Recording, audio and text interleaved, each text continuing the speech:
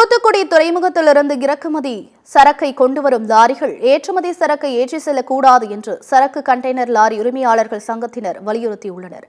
தூத்துக்குடி துறைமுகத்திலிருந்து திருப்பூருக்கு இறக்குமதி சரக்குகளை ஏற்றி வரும் கண்டெய்னர் லாரிகள் சரக்கை இறக்கிவிட்டு காலியாக திரும்ப செல்லாமல் மீண்டும் சரக்குகளை ஏற்றி செல்வதாக கூறப்படுகிறது.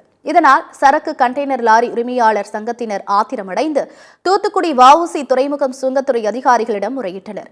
விதிமுறைகளை மீறி ஏற்றி சரக்கை செல்வதால் கண்டெய்னர் லாரிகள் இயக்கம் பாதிக்கப்படும் என்றும் அரசுக்கு மாதம் 10 கோடி ரூபாய் வரை வருவாய் இழப்பு ஏற்படும் எனவும் அச்சங்கத்தின் நிர்வாகி கார்த்திகேயன் தெரிவித்துள்ளார். தூத்துக்குடியில் ஒரு சில இல்லீகல் ஆக்டிவிட்டீஸ்லாம் நடந்துட்டுருக்கு.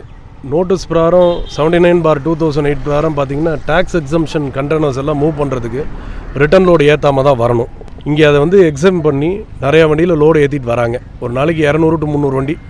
இது அசோசியேஷன் திருப்பூர் எக்ஸ்போர்ட்டர்ஸ் அசோசியேஷன்லேருந்தும் கமிஷனருக்கும் நாங்களும் கமிஷனருக்கு ஜேசிக்கு எல்லாத்துக்கும் மனு கொடுத்தோம். எதுவும் நடக்கலை. ஃபஸ்ட் டைம் ஒரு தடவை ஒரு வாய்மொழி உத்தரவிட்டு எல்லாத்தையும் ஸ்டாப் பண்ணாங்க.